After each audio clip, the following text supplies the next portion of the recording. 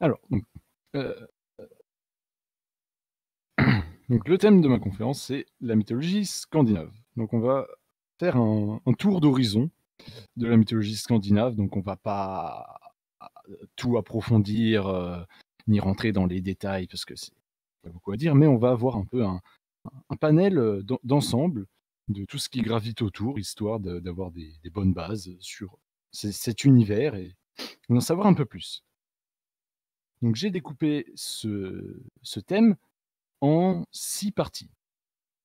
Elles n'ont pas toutes la même durée, mais c'est les 6 sous-thèmes que l'on va aborder.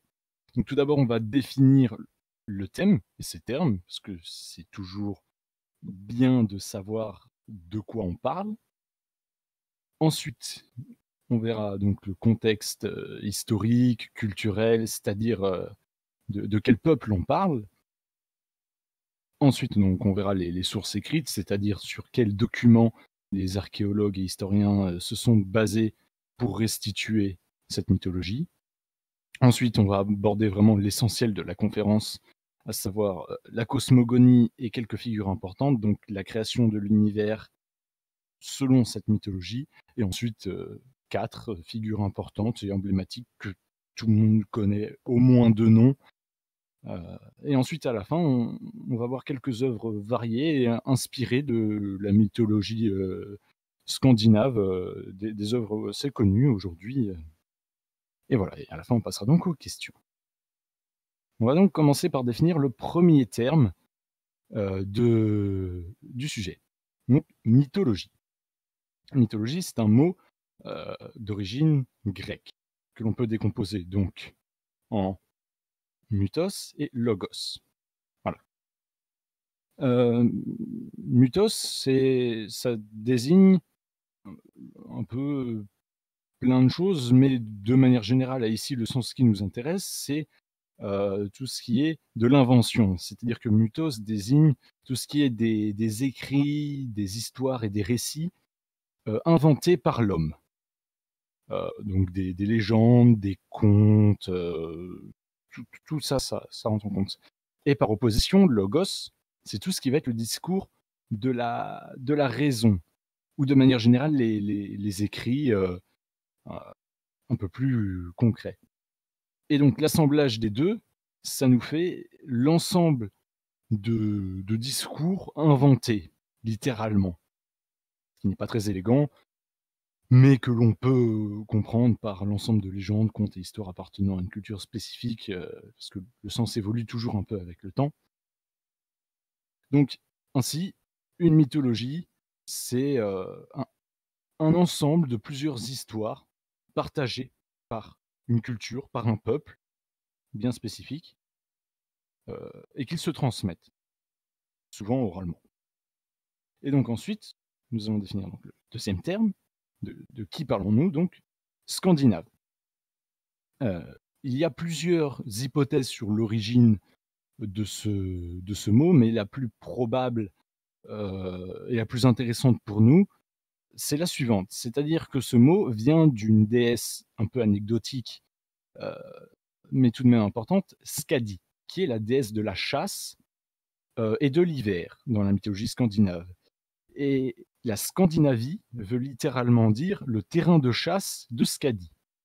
Donc, quand on parle de Scandinave ou de Scandinavie, on se réfère aux terres et donc aux habitants qui sont sous la protection de Skadi. Donc, les Vikings. Voilà. J'ai donc une carte. Donc, en rouge, il y a ce que l'on appelle la Scandinavie, qui est donc composée de l'actuelle Suède, Norvège et Danemark, qui, à l'époque des Vikings, n'existait pas en tant que tel. Et autour, en vert, j'ai mis des pays à forte influence scandinave, mais qui ne font pas partie de la Scandinavie en tant que telle. Voilà. Donc ensuite, un peu de contexte. Donc, qui sont les Vikings? Bon, tout simplement, les Vikings, c'est le nom qu'on donnait à l'époque et encore aujourd'hui aux habitants de la Scandinavie pendant l'âge viking, c'est-à-dire un âge qui commence à la fin du 8e siècle et qui se termine avec le 10e siècle et la christianisation du Nord. Donc pendant cette période, les peuples du nord de l'Europe sont encore païens et donc euh, transmettent encore et sont encore sous l'influence, on va dire, de la mythologie scandinave, nordique et toutes ces choses-là. Sachant que les Vikings sont souvent vus comme des guerriers, des pillards impitoyables, sanguinaires, des barbares, mais c'est le seul côté que le reste de l'Europe voyait, et c'est donc pour ça qu'on a cette vision un peu guerrière de ces peuples, euh, qui en fait ne sont pas forcément plus guerriers que les autres. Donc, les sources écrites. Déjà, quelque chose devrait être assez frappant tout de suite. Sur les 4 plus grandes sources que l'on ait sur la mythologie scandinave, est-ce que vous remarquez quelque chose? Normalement, si vous êtes attentif, vous avez dû voir les dates de ces œuvres. Elles datent toutes du XIIIe siècle. Or, à ce moment-là, l'entièreté de la Scandinavie était purement composée de royaumes chrétiens qui bannissaient donc toute croyance païenne. Et c'est malheureusement les seules sources écrites que l'on ait de mythologie nordique. Ce sont donc toutes des œuvres écrites par des moines ou des historiens ou pseudo-historiens chrétiens. Donc la fiabilité de ces œuvres est à prendre avec des pincettes. La mythologie scandinave, c'est quelque chose qui est assez euh, douteux dans le sens où, où on ne sait pas vraiment si c'est ainsi que cela représentait les véritables Vikings. Mais ce sont les seules sources écrites dont on dispose. Donc, faute de mieux, on fait avec. Donc, je vais les présenter rapidement chacune. Donc, tout d'abord, l'Edda poétique. Donc, c'est un recueil de poèmes, de de poésie skaldique. Donc. Et la poésie skaldique, c'est une forme de poésie, c'est un genre littéraire qui se caractérise par une rigueur et une exigence assez forte, avec une recherche très poussée sur tout ce qui est des accents, des figures de style plutôt sonores comme les assonances, les allitérations sur la forme avec les strophes, les syllabes, la syntaxe. C'est un genre qui, qui est assez exigeant et assez structuré et codifié et qui est propre à la Scandinavie de post euh, après la christianisation. Puisque avant cela, l'essentiel des contes et des légendes était transmis oralement. C'est-à-dire qu'on n'a pas de traces écrites qui datent de l'âge viking.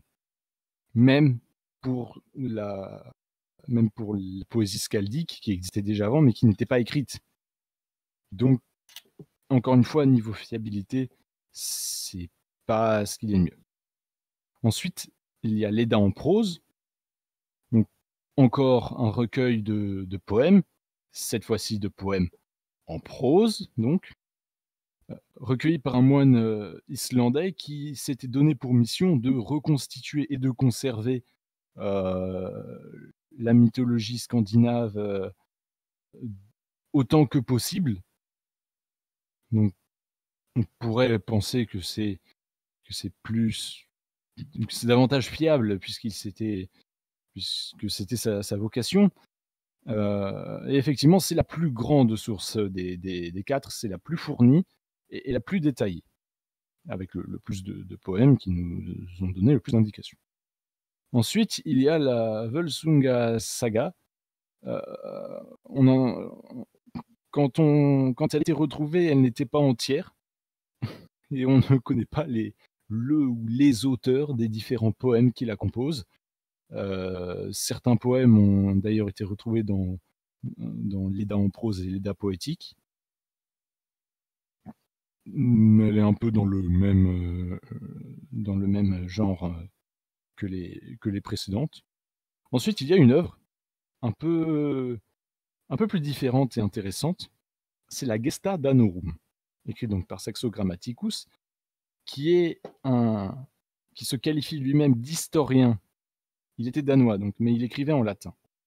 Il se qualifiait d'historien, mais il tombe dans ce que l'on appelle l'évémérisme. L'évémérisme, c'est le fait de considérer comme vérité historique des légendes, des mythes et des contes. C'est-à-dire qu'un évémériste va écrire un texte, une biographie, en considérant que tout ce qu'il y raconte est vrai et réellement arrivé, et il va y mêler des choses surnaturelles, des mythes, des légendes. Donc en tant que document historique, ça n'a pas une valeur immense, mais pour ce qui est de la mythologie en elle-même, c'est une source importante. Puisque cette œuvre, la Gesta Danorum, ou donc en français la geste des Danois, retrace l'histoire de plusieurs rois danois, histoires qui sont donc mêlées d'événements fantastiques et surnaturels appartenant à la mythologie scandinave. Également, terme assez important dans ce thème-là, il y a ce qu'on appelle les sagas. Et la Gesta Danorum est aussi une saga. Une saga, c'est un terme aujourd'hui qu'on utilise beaucoup, sans forcément savoir d'où il vient. La saga, c'est un genre littéraire. Un genre qui se caractérise par une écriture uniquement en prose, souvent historique et rarement, mais quelquefois euh, sur des événements légendaires ou des contes. Et la forme est assez spécifique puisque c'est une biographie complète et intégrale d'un personnage. C'est-à-dire que dans une saga, on va retracer toute la vie du personnage, en partant de ses ancêtres jusqu'à ses descendants les plus proches.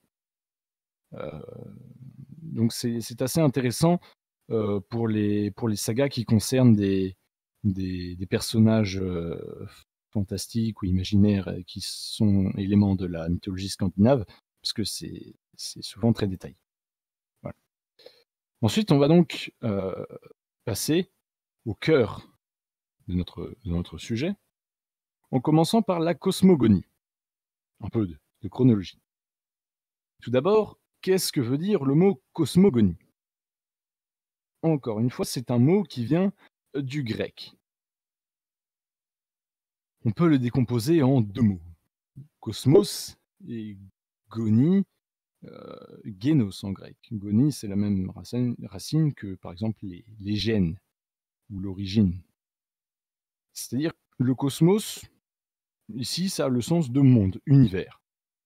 Et goni, comme dans origine, par exemple, c'est ce qui caractérise la naissance, l'origine de quelque chose, la provenance. Donc, quand on parle de cosmogonie, on parle de la naissance, l'origine d'un univers, d'un monde. Voilà. Donc,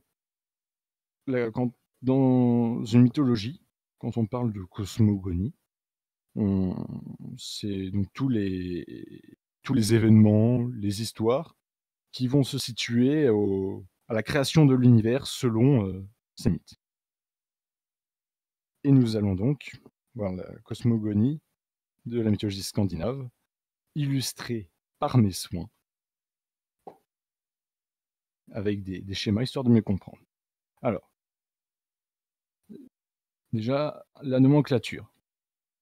Heu, pour que ce soit un petit peu plus simple de s'y retrouver, heu, tous les lieux seront donc entourés, les personnages soulignés et les objets en italique. Il y aura essentiellement les noms des personnages les plus importants, heu, voilà, donc commençons. Donc tout d'abord, comme dans toute religion ou mythologie du monde, j'ai envie de dire, il n'y avait rien et ce rien porte un nom, le Ginnungagap, qui veut dire en vieux norrois littéralement le vide béant ou le néant béant. C'est c'est donc le fait qu'il n'existe rien. C'est le nom qu'on donne au rien, mais c'est en soi que une chose assez importante dans la mythologie, scandinave. Donc ce rien représente tout ce qui existe au début et par la suite, chaque chaque monde, chaque univers, chaque lieu représente un espace défini, mais entre ces différents mondes, entre les différents lieux de cet univers, il n'y a que donc le Ginnungagap qui est hostile à heu, toute chose. Voilà. Et donc dans ce Ginnungagap est apparu, heu, un peu par magie, 2 choses. Tout d'abord, au nord, Niflheim, le monde du froid et de la glace. Et au sud, Muspelheim, le monde du feu et de la chaleur. Donc ils sont apparus, on ne sait pas comment, ce n'est pas vraiment spécifié, mais ils sont là. Voilà. Depuis une source, dans Niflheim, 11 rivières empoisonnées, se sont mises à couler et ces rivières coulent donc vers le sud et plus elles s'éloignent de leur source, plus elles gèlent. Au final, quand on y pense, c'est assez logique, hein. Dans le monde du froid, l'eau est liquide, mais quand on en sort, elle gèle. C'est vous allez voir, c'est assez rigolo, cette mythologie. Donc ces rivières, gèlent à la sortie de Niflheim. Ce gel, ce givre, tombe vers le sud et va à la rencontre du monde du feu, Muspelheim, qui va, avec la chaleur, faire fondre ce givre pour les retransformer en gouttelettes. Et ces gouttelettes vont donner naissance à un être, Ymir, le premier des géants, et à un deuxième être, à Audhumla, une vache. Donc, de la rencontre du givre et de la chaleur, à partir des gouttelettes qui se sont formées, ces deux premiers êtres sont apparus. Donc, voici Ymir. Voici Audhumla.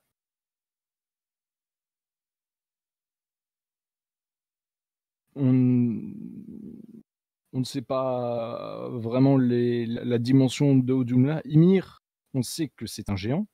Audhumla, on dit juste que c'est une vache. Mais toujours est-il que 4 rivières de lait se sont mises à couler de ses pies dans donc, le vide. Et Ymir s'en alimente et grandit. Il s'alimente du lait de Audhumla qui devient donc en quelque sorte sa nourrice. Voilà. Donc Ymir grandit, il continue de grandir, de grandir. Mais Audhumla n'est pas que nourrice. Elle va aussi lécher le givre qui tombe de Niflheim. Et en léchant ce givre et ces blocs de glace, elle va faire naître ou apparaître un être qui sera le premier des dieux et qui s'appelle Buri. Voilà. Ensuite, reprenons Ymir. Alors, je ne sais pas comment introduire ça. Voici le pied gauche d'Ymir. Voici le pied droit d'Ymir. Pendant qu'Ymir dormait, de ses 2 pieds vont naître les géants. Oui, c'est-à-dire que, ces 2 pieds vont, on ne sait trop comment, s'accoupler et donner naissance aux premiers géants, qui ensuite vont s'occuper tout seuls de de de grossir les rangs des géants, qui sont la première espèce importante de cette, mythologie. Ensuite, Buri va avoir, tout seul, comme un grand, un enfant qui s'appelle Bur ou Bor, qui n'est pas très important. D'ailleurs, son nom veut simplement dire littéralement fils. Bur avec Besla, qui est une géante, donc une descendante des pieds d'Ymir. Bur avec Besla vont avoir des enfants, 3 enfants. Ces 3 enfants sont importants. Il y en a un que vous connaissez probablement de nom. Ce sont Odin, Vili et Vé. Et ces 3 enfants, comme tout bon jeune dieu dans toute bonne mythologie, vont euh, ensemble décider de tuer Ymir. Parce, parce qu'ils avaient envie, tout simplement. Donc ils tuent Ymir. Ymir, qui est donc un géant, en mourant, va noyer l'entièreté de la race des géants dans son sang. Donc tous les géants meurent noyés, sauf un, Bergelmir, qui réussit à survivre en se cachant dans un tronc d'arbre évidé. C'est ce que disent les poèmes. Cependant, il n'y a pas encore réellement de monde matériel ni d'arbres. Donc, comment il a trouvé ce tronc d'arbre évidé? Là est la question. Encore une fois, ça montre un peu les limites des sources qui ne concordent pas toujours sur cette mythologie. Donc, toujours est-il que ce géant survit et repeuplera tout seul la race des géants du givre, qui continueront du coup de grandir et qui deviendront les ennemis principaux des dieux. Ensuite, nos 3 jeunes dieux Odin, Vili et Vé vont, à partir du cadavre d'Ymir, créer le monde. Le monde matériel tel que l'on le connaît. C'est-à-dire qu'ils vont avec sa chair créer la terre, le sol. Avec son sang, ils vont créer les mers, les lacs et les océans. Avec ses os, ils vont créer les montagnes. Avec son crâne, ils vont placer la voûte céleste. Avec sa cervelle, les nuages, et ainsi de suite. Chaque partie de son corps, chaque élément devient quelque chose dans le monde que l'on connaît.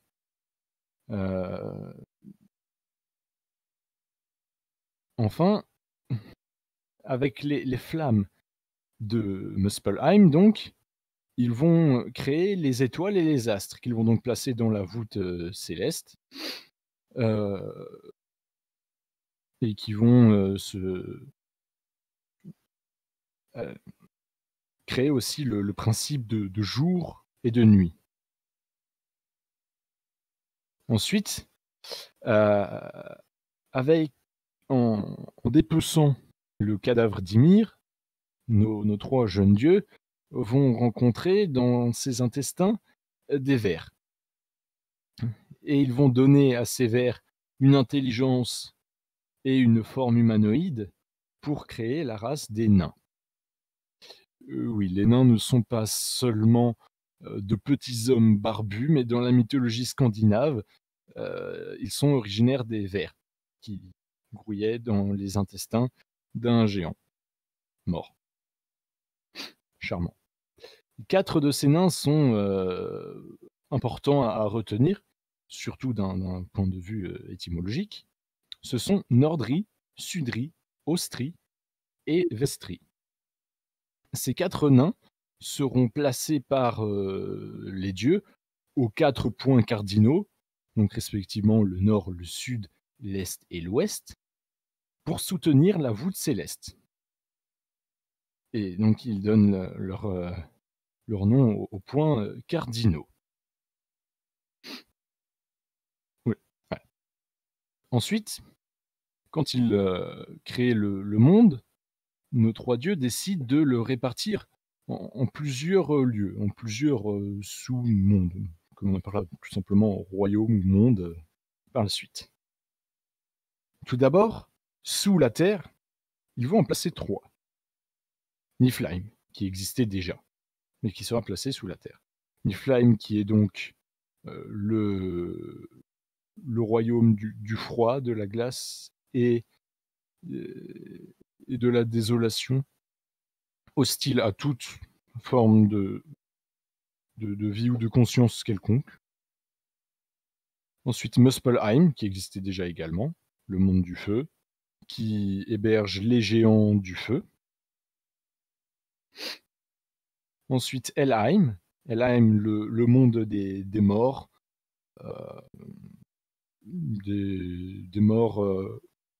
des morts communes. C'est ainsi qu'on peut le définir. C'est-à-dire que Helheim, c'est le royaume où vont tous les gens qui sont morts de manière banale. Parce qu'il existe dans d'autres royaumes, que l'on va voir par la suite, des sortes de paradis, des alternatives à Helheim sous certaines conditions lors de la mort de l'individu. Donc. Ensuite, au-dessus de la Terre, ils vont placer Svartalfheim, qui est le monde des nains et des elfes sombres, qui sont sensiblement plus ou moins la même chose. Quand on parle d'elfes sombres et quand on parle de nains, ça désigne le même groupe, en fait. Ensuite, il y a donc Midgard. Midgard qui veut dire littéralement la terre du milieu, comme quoi on le verra à la fin, mais Tolkien s'est beaucoup inspiré de cette mythologie. Midgard, c'est donc le monde moyen dans tous les sens du terme. C'est-à-dire qu'on y trouve des êtres pas spécialement mauvais, ni maléfiques, ni forcément des créatures divines ou sublimes. C'est le monde des hommes, où il n'y a rien vraiment de spécial. C'est un point de rencontre entre tous les autres mondes. C'est une sorte de moyenne. Ensuite, il y a Jotunheim, le monde des géants du givre. C'est donc un monde assez vu comme dangereux, même par les dieux, étant donné que leurs ennemis principaux y résident, à savoir donc les géants du givre.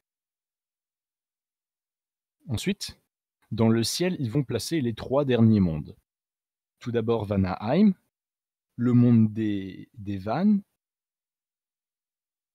Les Vannes, ce sont une catégorie de dieux, car il y en a deux familles distinctes. Et quand on parle de famille de dieux ici, c'est bien dans le sens premier de famille, c'est-à-dire que il y aura les dieux As, qui ont pour origine Odin, et les dieux Vannes, qui ont pour origine, on ne sait pas vraiment qui. Les dieux Vannes sont dans l'ensemble associés plutôt tout ce qui va être non guerrier pacifique, donc la nature, les arts, toutes ces choses-là, donc plutôt des choses bénéfiques, simples et pacifiques. Donc c'est un monde assez hospitalier, chaleureux, lumineux, très agréable. Et on y trouve d'ailleurs un paradis destiné aux morts heureux, c'est-à-dire aux gens qui sont morts en ayant accompli dans leur vie qui ont mené une vie simple et qualifiée comme bonne, aussi bien moralement qu'en termes d'accomplissement. Voilà, c'est une sorte de paradis tout simple et assez comme on peut se l'imaginer. Ensuite, il y a Alfheim, qui est le monde des elfes, tout simplement. Euh, c'est un peu comme Vanaheim, à la différence qu'il n'héberge non pas des dieux, mais simplement la race des elfes. Voilà, ce n'est pas un monde des plus importants. Ensuite, il y a, pour le coup, un monde des plus importants, Asgard, qui est donc le royaume des dieux As. Les dieux As qui sont donc l'ensemble de tous les dieux guerriers. Donc chacun des dieux As représente un aspect de la guerre.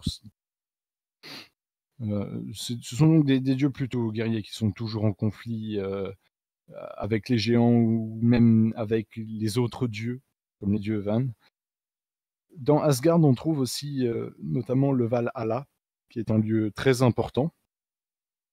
Le Valhalla, c'est le paradis des guerriers, en quelque sorte. C'est-à-dire que tout guerrier qui meurt au combat, l'arme à la main, ira au Valhalla et séjournera auprès des dieux jusqu'à la fin du monde dans ce palais.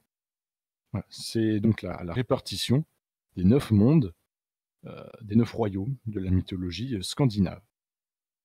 Sachant que j'ai simplifié ceci par un schéma, mais dans la construction de l'univers, chacun de ces mondes repose sur les branches d'un arbre que l'on appelle Yggdrasil. C'est littéralement l'arbre cosmique. C'est un frêne gigantesque. Et donc on trouve Muspelheim, Helheim, Niflheim dans ses racines, Svartalfheim, Midgard, Jotunheim dans les branches les plus basses, dans les branches les plus hautes, Vanaheim, Alfheim et Asgard.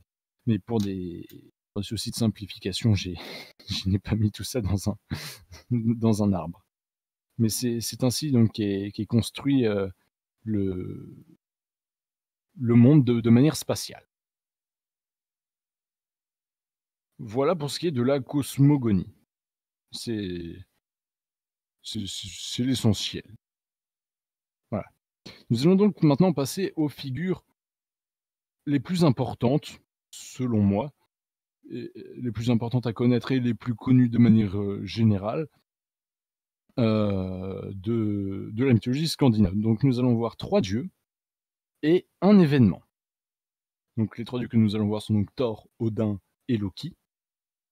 Et l'événement que nous allons voir enfin, c'est le Ragnarok. Donc qui veut dire la fin du monde. Donc tout d'abord, commençons par Thor.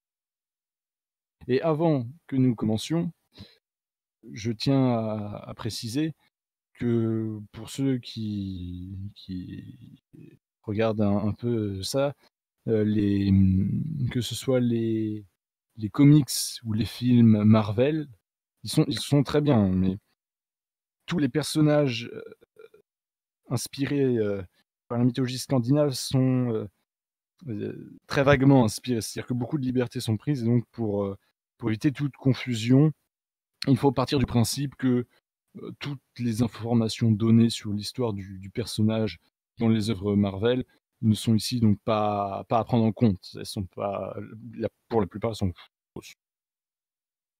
Voilà, juste une petite précision pour éviter les confusions. Donc, commençons avec Thor. Thor, c'est donc le fils de Odin, un des premiers fils. Sa mère est Jord, une géante pas très importante. Thor est donc un des dieux les plus importants, car il est au centre de la plupart des aventures que l'on a retrouvées. Si vous voulez, c'est un peu le Héraclès nordique. C'est-à-dire que c'est donc le dieu du tonnerre, mais également le dieu de la force et de la fertilité. Alors bon, quand on dit le dieu de la force et le dieu de la fertilité, heu, en parlant d'un dieu masculin, c'est plus dans le sens d'une brute un peu rustre, que vraiment dans quelque chose de plus gracieux. C'est un personnage vraiment, un peu comme Héraclès, c'est-à-dire, une brute, qui ne réfléchit pas vraiment, qui s'attire souvent des ennuis et qui a tendance à d'abord, frapper avant de poser des questions. Donc ses attributs les plus importants sont tout d'abord évidemment le marteau, Mjolnir. Marteau qui, a été forgé par des nains. Ce sont des nains qui ont forgé le marteau et qui lui ont offert. Ce marteau, est à peu près de la taille d'un petit maillet. Ce n'est pas une masse de guerre, c'est une arme assez petite, mais extrêmement lourde que seul Thor peut soulever, car il est le seul à en avoir la force physique. Et parmi ses attributs les plus importants, il y a aussi le tonnerre. Et c'est important de bien comprendre que l'on parle du tonnerre et non pas de la foudre. C'est-à-dire que c'est uniquement le son, le bruit du tonnerre. Car dans la mythologie scandinave, à chaque fois qu'il y a un orage et que l'on entend le tonnerre, c'est parce que Thor se bat. C'est l'explication. C'est-à-dire que Thor, quand il se bat, quand il frappe des géants avec son marteau, il frappe tellement fort que ça fait le bruit du tonnerre. Voilà, c'est l'explication par la mythologie scandinave du phénomène du tonnerre. C'est tout simplement Thor qui se bat et qui tape extrêmement fort. Voilà. Mais sinon, il n'a pas spécialement de pouvoir magique. C'est un dieu dont les, dont les, dont les pouvoirs sont assez simples. Ça se limite à être très fort et taper sur tout ce qui bouge. On peut donc le rapprocher un peu de Zeus dans la mythologie grecque, à la différence que Thor n'a pas de fonction de commandement importante vis-à-vis des autres dieux. Mais cependant, il a aussi le côté fort et le côté très infidèle et, et très actif sexuellement parlant. Euh, voilà, donc sur l'image d'ailleurs, on peut voir aussi deux autres attributs euh, assez importants de Thor, c'est donc son char tiré par deux boucs. Ces deux boucs sont importants. Euh, Ces deux boucs s'appellent donc Tangrisnir et Tangnjöstr. Ce n'est pas très élégant, on est d'accord. Mais ces deux boucs ont la particularité de tout simplement déjà pouvoir voler, donc tirer le char de Thor dans les airs, mais également une propriété assez intéressante, c'est-à-dire que tous les jours, Thor les tue, les cuisine et les mange pour son dîner. Ils replantent leurs os et le lendemain, ils reviennent à la vie. Oui, c'est-à-dire que la fonction de ces deux créatures dans la mythologie scandinave est de tirer le char de Thor, se faire manger et revenir à la vie pour tirer le char de Thor et se faire manger, etc. Ce n'est pas une existence très joyeuse. Euh, voilà. Thor a eu donc de nombreuses épouses et des fils pas vraiment importants. Hop. Ensuite, autre dieu très important, Odin. Odin, contrairement à Thor, est beaucoup plus réfléchi, et même si c'est le premier des dieux guerriers, il est beaucoup moins dans la violence. Déjà, c'est le dieu fondateur, de l'univers, en en quelque sorte. Et donc il a pour attributs, principaux le savoir, la stratégie guerrière et les morts, guerrières, donc tous ceux qui sont tombés au combat et qui vont, aller au Valhalla comme je l'ai dit précédemment. Il est le patron de ces guerriers-là qui s'appellent, les Einherjar. Hem, c'est c'est un dieu qui a un peu, qui partage certains aspects avec, Prométhée de la mythologie grecque. C'est-à-dire que Odin, va énormément enseigner aux autres dieux ou plus généralement aux humains. Et c'est également un dieu qui représente, le sacrifice. C'est-à-dire que dans la mythologie, scandinave, il y a un principe assez simple, et au cœur de plusieurs histoires, c'est-à-dire que le savoir, et la science ne sont atteignables qu'en sacrifiant quelque chose. Et c'est ce que va faire plusieurs fois Odin. C'est-à-dire qu'il va sacrifier des parties de lui-même. Il va sacrifier un œil notamment, pour, acquérir, la science des runes qu'il enseignera à l'humanité. Et les runes dans le monde, scandinave représentent plusieurs choses. C'est bon, tout d'abord un alphabet pour, écrire, tout simplement. Mais ça a également une dimension, mystique et magique. C'est-à-dire que Odin est considéré donc comme le premier des magiciens. C'est-à-dire qu'en en maîtrisant la science des runes, heu, il est capable de modifier tout toute chose dans le monde et manipuler la réalité comme bon lui semble. Heu et donc beaucoup de disciples donc, apparaîtront par la suite et suivront les enseignements, d'Odin. C'est donc aussi également donc le chef des dieux, As, hem et donc en quelque sorte le roi d'Asgard. Parmi ses attributs, plutôt, importants, il y a tout d'abord sa lance que l'on peut voir sur la gravure. Sa lance qui s'appelle donc, Gungnir.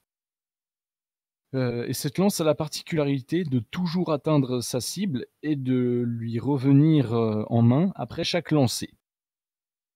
C'est donc, assez une arme assez puissante, et qui fera de lui notamment, un dieu chasseur. Alors ce n'est pas vraiment le dieu de la chasse, mais c'est un un dieu qui, au cours de plusieurs aventures, va régulièrement, chasser des monstres, des créatures.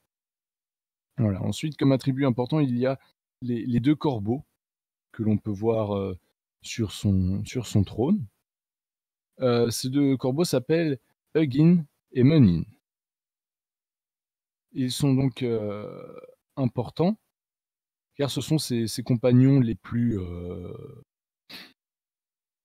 fidèles. Hugin, ça veut dire la pensée, Munin la mémoire. C'est-à-dire que Odin est non seulement représenté accompagné de ces 2 corbeaux, mais ces 2 corbeaux sont aussi une sorte de personnification de ces 2 concepts qui l'accompagnent toujours. Puisque privé d'un œil, il va s'appuyer sur ces 2 corbeaux qui parcourent le monde, pour s'informer de ce qu'il se passe, un peu partout, dans les différents mondes. Quant aux 2 loups représentés ici, ils s'appellent donc Geri et Freki et ce ne sont pas vraiment réellement très importants. Heu, En fait, dans la mythologie scandinave, le loup est une figure qui revient très souvent, aussi bien de manière bénéfique que de manière maléfique, que de manière neutre. C'est-à-dire qu'il y a énormément de créatures canines, beaucoup de loups. Certains sont anecdotiques comme ceux-là. Certains sont très importants, comme Fenrir, que l'on va voir par la suite. On peut comprendre facilement pourquoi, étant donné que les Vikings et les peuples scandinaves vivent dans des régions où les loups sont assez, ou du moins à l'époque étaient assez nombreux. Donc c'est pour ça que c'est un élément assez récurrent de la mythologie scandinave. Donc le fait qu'il y ait des loups ici, c'est un peu normal. Il y en a un peu partout. Odin est également le dieu des voyageurs et des vagabonds. Car très souvent, en quête de savoir, il va parcourir les différents mondes déguisé et à la recherche de savoir. C'est un dieu donc assez humble, contrairement à Thor qui est beaucoup dans la démonstration et dans l'exaltation guerrière. Odin est un dieu un peu plus simple et humble, qui dans beaucoup d'aventures aura plutôt justement cette recherche du savoir à tout prix, euh, et beaucoup de voyages où il sera déguisé en vagabond. Il y avait aussi du coup des croyances et des superstitions dans les peuples scandinaves liés à cette mythologie, sur le principe d'hospitalité, c'est-à-dire que quand un vagabond ou un voyageur demandait à à passer une nuit, chez quelqu'un, heu, ou à pouvoir, manger, il fallait toujours l'accepter, heu, car si on le refusait, on prenait le risque de peut-être refuser l'entrée de son logis à Odin, heu, et contrarier un dieu, quelle que soit la mythologie, ce n'est jamais source de bonheur. Voilà. Donc ensuite, nous allons passer à Loki. Loki, dieu très important de la mythologie scandinave, car au cœur et surtout à l'origine de beaucoup d'aventures et d'histoires.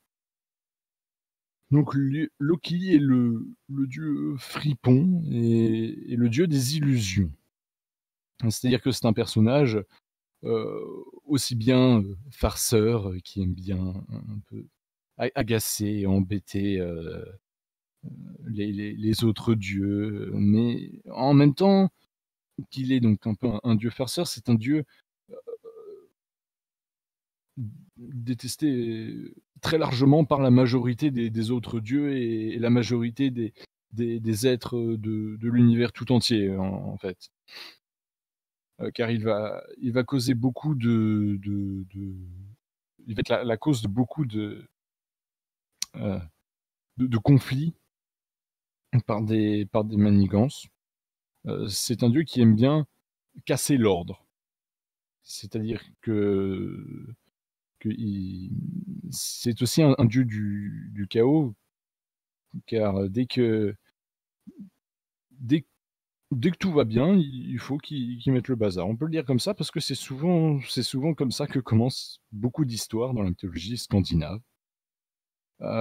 Chose importante à noter, contrairement aux autres dieux As qui sont donc de la famille par le sang, Loki, quant à lui, est originaire de Jotunheim. C'est un géant. C'est-à-dire que son père et donc sa mère étaient des géants. Mais il a quand même été intégré dans la famille des dieux As, euh, car il est considéré comme le frère d'Odin, le frère de sang d'Odin, car ses parents, les parents de Loki, sont très proches de la mère de Odin, donc Bestla. Bon. Donc il se retrouve parmi les dieux. Il n'a pas vraiment d'attributs matériels comme une arme ou des animaux qui pourrait le caractériser, mais cependant, il a des enfants assez importants. 3 enfants notamment, Fenrir, tout d'abord. Fenrir qui est un loup géant, qui sera très important, lors du Ragnarok que l'on va voir par la suite. C'est un enfant qu'il a eu avec une géante et c'est une des créatures, maléfiques les plus importantes de cette, mythologie.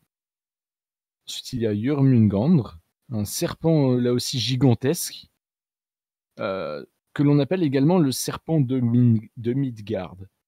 Car ce serpent est tellement grand qu'il s'enroule autour des océans de Midgard, donc la Terre, et tapisse l'entièreté des fonds marins. C'est-à-dire que le serpent est tellement grand qu'il recouvre tous les océans de la planète. Et les Vikings, qui étaient d'excellents marins et navigateurs, euh, étaient donc le voyaient comme une figure maléfique pouvant les tuer dans leur voyage en les noyant sous les flots, lorsqu'il se remue dans son sommeil et qu'il crée donc les tempêtes marines, des soulèvements, des tsunamis. Et c'est donc à lui que l'on attribue toutes les perturbations marines possibles et imaginables. Ensuite, troisième enfant de Loki important, il y a Hel, H-E-L, qui donc dans toutes les langues scandinaves ou avec des influences scandinaves comme l'anglais par exemple, c'est ce qui a donné le mot pour enfer. Puisque en anglais, donc on dit hell, qui vient donc du nom de cette déesse, car c'est tout simplement la déesse du royaume des morts, Helheim. Ça fonctionne donc tout simplement de régir ce royaume et d'accueillir tous les morts dedans. Autre enfant important de Loki, et c'est là que je vais vous raconter une petite histoire assez rigolote. Autre enfant important de Loki, donc Sleipnir.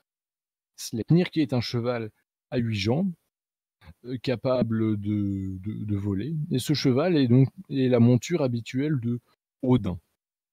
Bon, jusque-là, tout va bien. Et si je vous disais que Loki n'était pas le père, mais la mère de Sleipnir? Et c'est là que ça devient intéressant. C'est-à-dire qu'effectivement, Loki est la mère de Sleipnir. Et le père est un cheval. Je vous raconte l'histoire. Une petite histoire.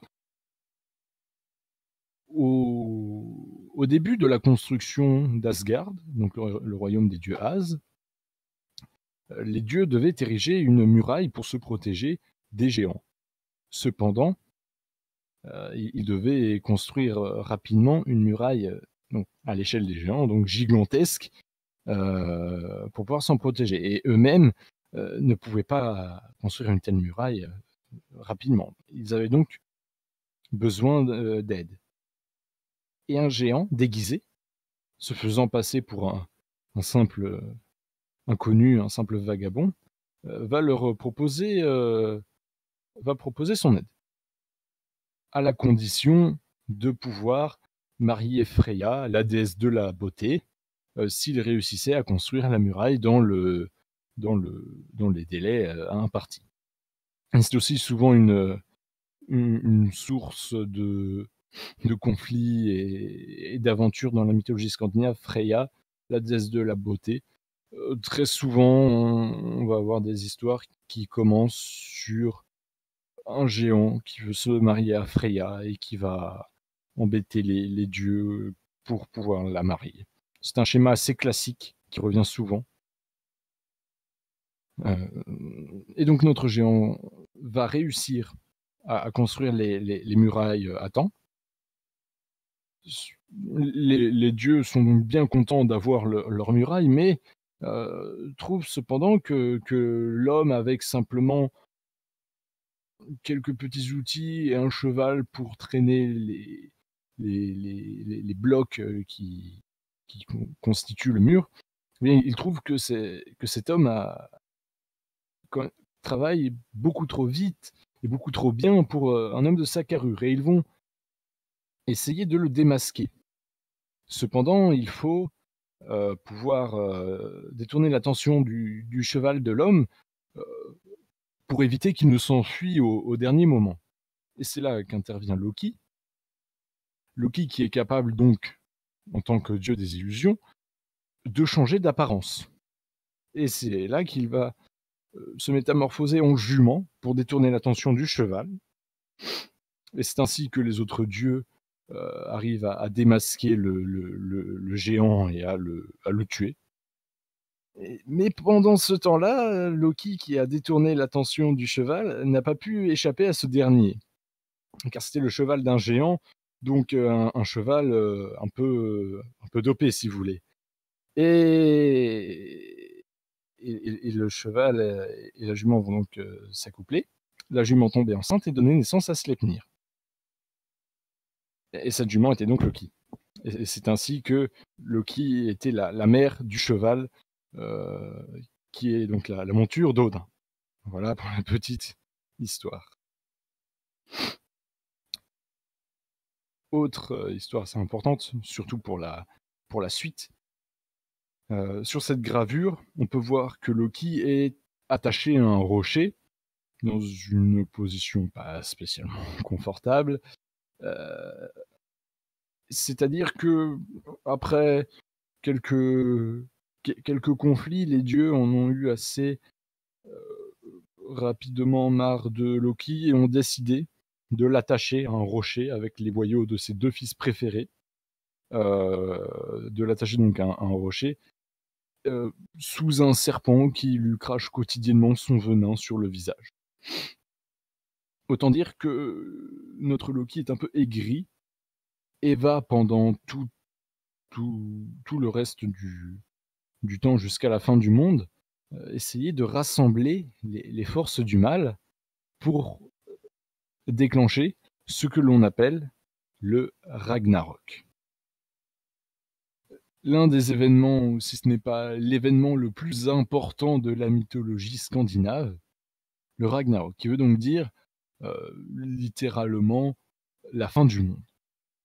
Donc comme vous pouvez le voir sur la gravure, il s'agit essentiellement d'un grand conflit qui opposera les forces du bien, aux forces du mal,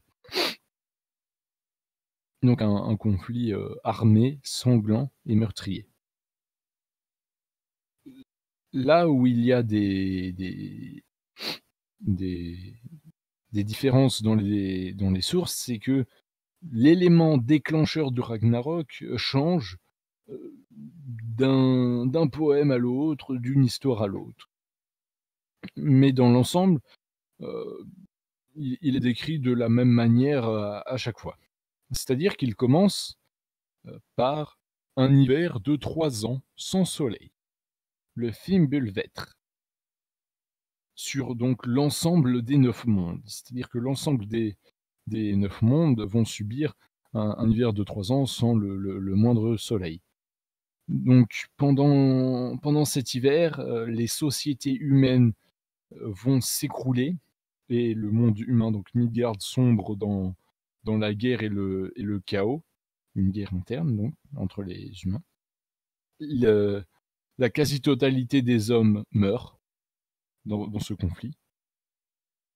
Ensuite arrive l'événement le point le plus important et le plus long du Ragnarok, c'est, la bataille de la plaine de Vigrid.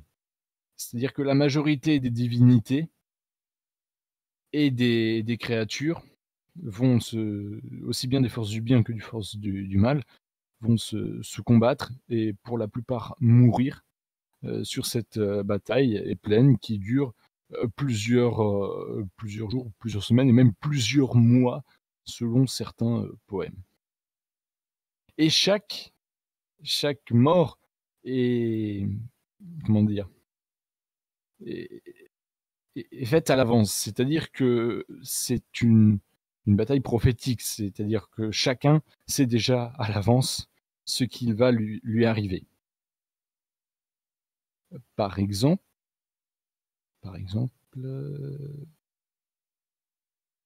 hop, voilà. C'est-à-dire que, par exemple, Thor, il va mourir en s'entretuant avec Jormungandr, qui est donc le serpent qui s'enroule autour des mers de Midgard. C'est-à-dire que Thor va tout simplement écraser le crâne du serpent avec son marteau et mourir noyé dans le flot de venin qui se déversera du crâne percé du serpent. Le dieu et le serpent vont donc mourir ainsi ensemble. Loki s'entretuera avec Heimdall, un des dieux As, donc Nazgûl, ils vont tous les deux s'entretuer. Odin s'entretuera avec Fenrir, c'est-à-dire qu'il tuera le loup géant, mais il succombera de ses blessures et mourra par la suite.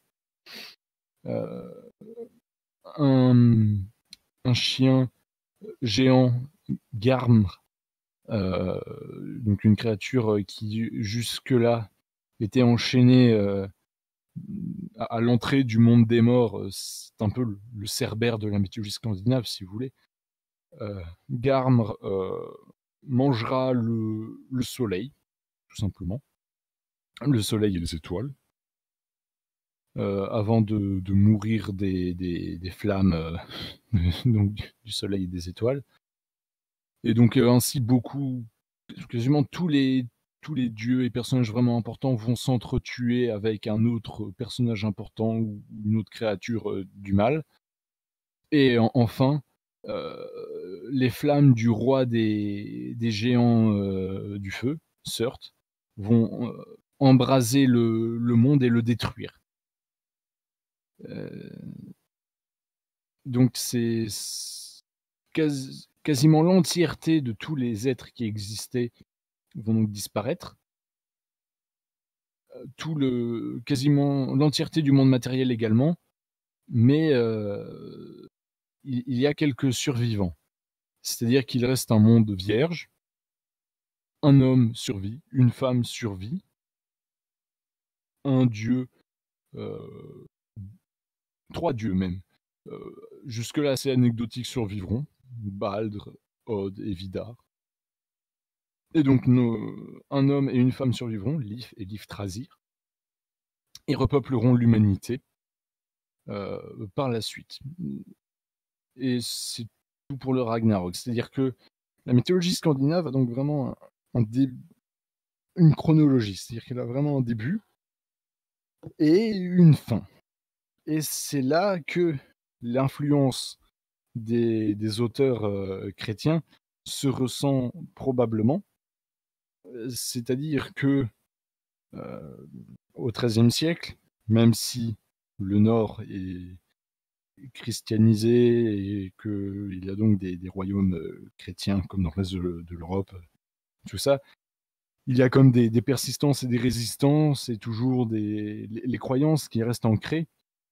Et une des hypothèses les plus répandues et probablement les plus avérées sont que le Ragnarok était une invention des différents auteurs chrétiens qui voulaient en quelque sorte donner aux gens qui continuaient à y croire un peu une raison d'abandonner. C'est-à-dire qu'ils voulaient, avec cette fin du monde prophétique, leur rejoindre cela à la religion chrétienne et ainsi leur faire tourner la page d'une certaine manière. Bon, ça n'a pas vraiment marché. Ce qui marchait le plus face aux résistances et aux persistances païennes, c'était bien évidemment les croisades et le bûcher. Mais jusque-là, pour la plupart des légendes, des personnages de la mythologie scandinave, on a retrouvé des preuves archéologiques qui confirment les textes. Par exemple, exemple tout simple, le marteau de Thor, ben, on a retrouvé plusieurs amulettes dans des tombes, par exemple dans des tombes de guerriers, des amulettes en forme de marteau. Voilà, mais pour le Ragnarok, eh ben, on n'a pas retrouvé quoi que ce soit qui puisse vraiment affirmer cette légende-là, mais elle reste cependant centrale dans la mythologie scandinave telle qu'on la connaît. Voilà. C'est donc à peu près tout pour les figures les plus importantes de la mythologie scandinave.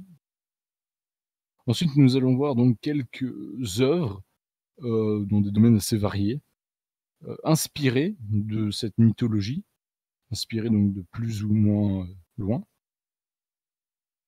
Et ces œuvres sont donc, pour la plupart aussi, un bon moyen d'en découvrir un peu plus sur cette mythologie et sur cet univers, cette esthétique. Et donc que je vous conseille. Alors évidemment, les œuvres que je vais montrer, ce sont pour la plupart des œuvres que je connais moi et qui m'ont plu. Mais évidemment, il en existe plein d'autres, hein. Et ce sont cependant, je trouve, des plus intéressantes du point de vue de la mythologie. Tout d'abord, il y a un jeu vidéo, Age of Mythology, de la issu des mêmes développeurs que la série des Age of Empires, que certains connaissent peut-être. C'est donc un jeu de stratégie qui permet de jouer des civilisations antiques, donc les Grecs, les Égyptiens et les Vikings. Et dans ce jeu, on peut choisir d'adorer différentes divinités afin d'avoir différents avantages dans la partie. Et c'est donc assez intéressant de voir la retranscription des dieux et de leurs différents attributs dans un jeu donc de stratégie. Et le jeu est également assez bien fait car il y a beaucoup de pages euh, qui comportent plein d'informations sur la mythologie scandinave, mais donc aussi également égyptienne et grecque. Donc c'est assez intéressant.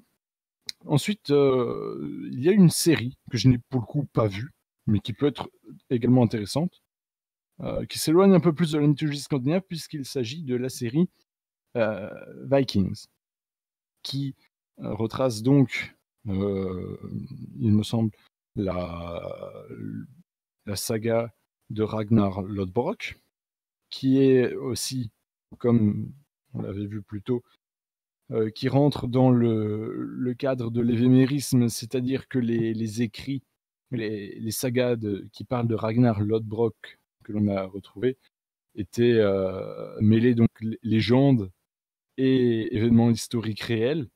Donc la série les adapte plutôt bien, il me semble. Je n'ai pas vu moi-même, mais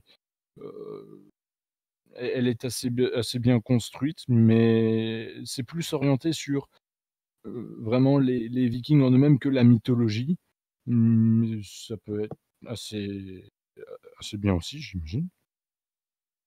Ensuite, un peu dans le même genre, une série, mais pour le coup d'animation japonaise, un animé, Vinland Saga, que je n'ai pas encore vu non plus, mais qui est un animé pour le coup avec une histoire purement inventée, qui ne se base pas sur des textes déjà existants, sur des sagas d'auteurs scandinaves, mais qui s'inscrit donc dans un univers viking, pour le coup, très fidèle à ce qu'il est. Donc ça peut être intéressant pour ceux qui aiment bien l'animation japonaise. Ensuite, il s'agit non pas d'une œuvre, mais plutôt d'artistes qui produisent des œuvres, pour ceux qui aiment bien le métal, Amon Amarth.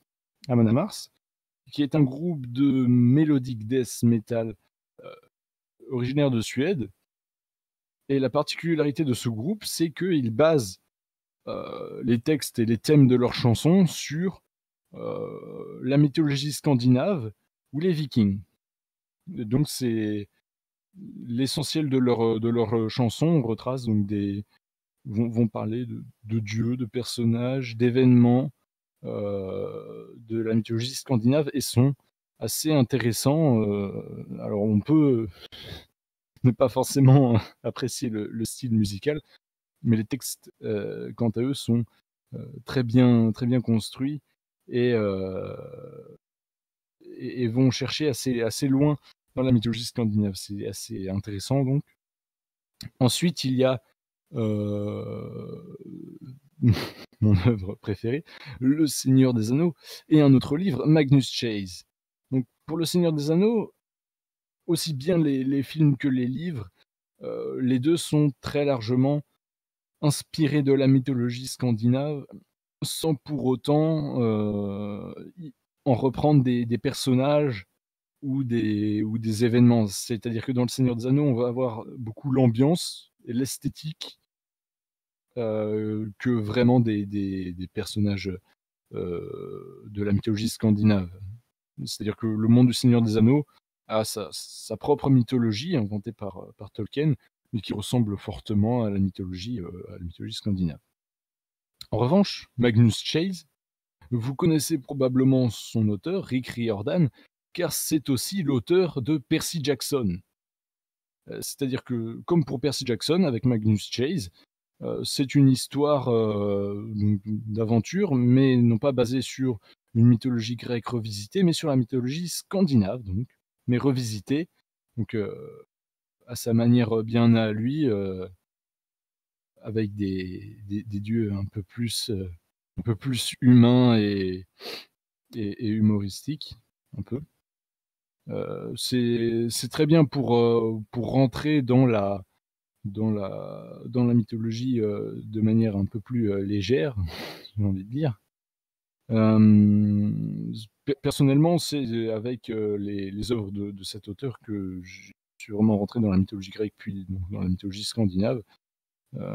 C'est assez, agréable, à lire et assez intéressant et on en apprend beaucoup donc sur la mythologie. Voilà, quelques œuvres, inspirées. Si vous en connaissez, n'hésitez pas à nous les faire partager donc dans le canal et on va donc passer aux questions.